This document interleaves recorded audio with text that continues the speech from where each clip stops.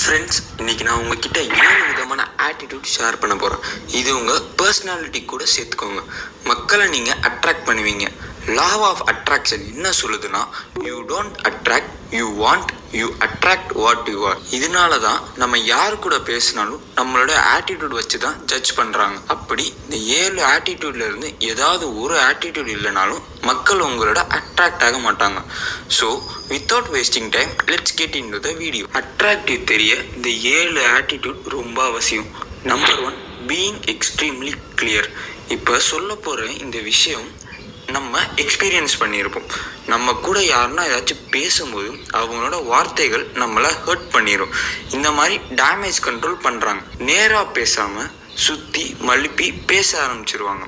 அப்படி பேசும்போது இந்த மாதிரி வார்த்தைகளை யூஸ் பண்ணுவாங்க. நான் இதை ஒன்றும் சொல்ல வரல, நீ தப்பாக புரிஞ்சுக்கிட்டப்பா, இன்னும் கொஞ்சம் கிளியராக எக்ஸ்பிளைன் பண்ணுறேன் விடு அண்ட் சொல்லி நீங்கள் அவங்க வார்த்தைகளை புரிஞ்சுக்க மாட்டீங்க. உங்கள் புரிதல் ரொம்ப கம்மியாக இருக்கும். அவங்க சுற்றி பேசி உங்களை கன்ஃபியூஸ் பண்ணுறாங்க. உண்மையாகவே அவங்க என்ன சொல்ல வராங்கன்னு புரியாது. யாராவது அவங்க சொல்கிற ஸ்டேட்மெண்ட்டை மாற்றிக்கிட்டு இருந்தாங்கன்னா சொல்லுவாங்க, ஆனால் அதுக்கான ப்ராப்பர் ஆக்ஷன்ஸ் எடுக்க மாட்டாங்க. இல்லைனா பொய் சொல்லிட்டு இருந்தாங்கன்னா மக்களுக்கு பிடிக்கவே பிடிக்காது. அதுவே இதுக்கு ஆப்போசிட்டானது. அவர் சொல்கிற விஷயத்த ஃபுல் கன்வின்சிங்காக சொல்கிறாரு அண்ட் அவர் சொல்கிற வார்த்தையை நிறைவேற்றுறாருன்னா, அப்படி எதுனா சொல்லி ஹர்ட் ஆனால் கூட பரவாயில்ல, நான் இந்த மாதிரி டைரக்டாக தான் சொல்லுவேன் அப்படின்னு சொல்கிற கேரக்டர் தான் எல்லாருக்கும் அட்ராக்ட் ஆகும்.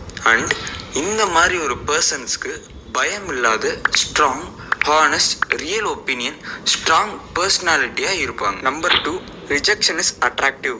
இமேஜின், நீங்கள் ஒருத்தர் கூட டேட் ஃபிக்ஸ் பண்ணியிருக்கீங்க. கடைசி நேரத்தில் உங்களோட டேட் கேன்சல் பண்ண வேண்டியதாக இருக்குது. நீங்கள் உங்கள் எதிர இருக்கவங்களுக்கு டெக்ஸ்ட் பண்ணுறீங்க, இன்றைக்கி வர முடியாது, உங்களோட டேட் கேன்சல் பண்ணிடலாம்னு. ஆனால் அதிகமான மக்கள் இதை செய்கிறதுக்கு முன்னாடி ரொம்பவே யோசிப்பாங்க.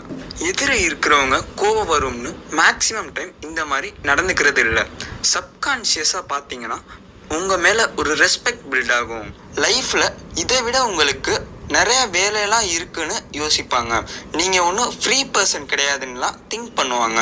நீங்கள் மற்றவங்கள்ட்ட ப்ளீஸ் பண்ணுறதுக்கு பதிலாக உங்களுக்கு ரொம்ப இம்பார்ட்டன்ட் தருவங்கள்ட்ட அண்ட் இந்த காரணத்துக்காக அவங்க இன்னும் அட்ராக்ட் ஆவாங்க.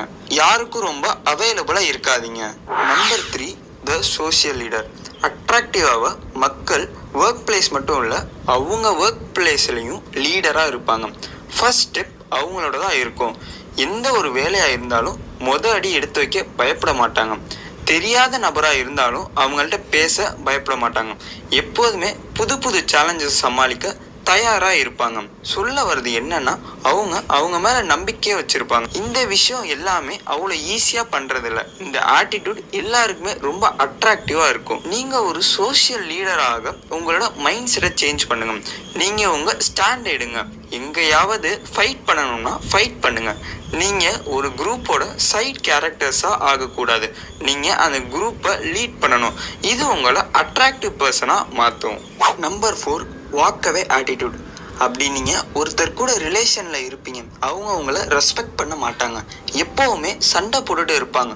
அங்கே உங்களுக்கு மதிப்பே இருக்காது. இங்கே வாக்கவே ஆட்டிடியூட் இருக்கிற நபர் அந்த விஷயத்தை சரி பண்ண விரும்ப மாட்டார். இவருக்கு அவரோட சுயமரியாதை ரொம்ப முக்கியமாக இருக்கும். எந்த ரிலேஷன்ஷிப்பாக இருந்தாலும் அதை நார்மலாக என் பண்ணிடுவாங்க.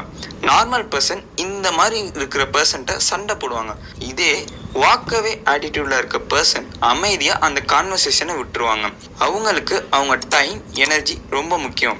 எப்போ நம்மளோட அவங்களுக்கு அதிக வேல்யூ தரோமோ அதை அவங்க அட்வான்டேஜாக எடுத்துப்பாங்க. ஸோ அவங்க என்ன நினைப்பாங்கன்னா, அவங்க என்ன செஞ்சாலும் அவங்கள விட்டுட்டு போக மாட்டோம்னு. அதனால அவங்க இஷ்டத்துக்கு நம்மள்ட்ட பிஹேவ் பண்ணுவாங்க. நீங்கள் இதே மாதிரி ஆட்டிடியூட் கிரியேட் பண்ணுங்க. அப்படி அவங்க சரியாக பிஹேவ் பண்ணலைன்னா அவங்கள விட்டுட்டு போயிடுவேன்னு ஆட்டிடியூட் கிரியேட் பண்ணுங்க.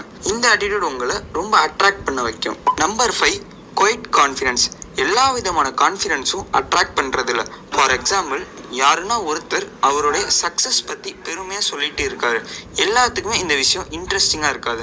பேசிக்காக நீங்கள் இங்கே ஷோ ஆஃப் பண்ணிட்டு இருக்கீங்க. உங்கள் ரிச் லைஃப் ஸ்டைல் காட்டி மக்கள் அட்ராக்ட் பண்ண முடியாது.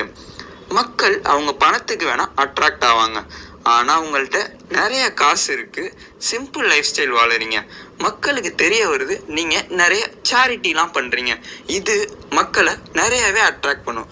மக்கள் உங்கள் கேரக்டர் கான்ஃபிடென்ஸுக்கு அட்ராக்ட் ஆவாங்க. உங்கள் பணத்துகளில் இந்த ஆட்டிடியூட் குவைட் கான்ஃபிடென்ஸ்னு சொல்லுவாங்க. ஸோ உங்களோட சக்ஸஸ் ஸ்டோரி, உங்களோட அச்சீவ்மெண்ட்ஸ், ஃப்யூச்சர் பிளான் எல்லாமே உங்ககிட்ட வச்சுக்கோங்க.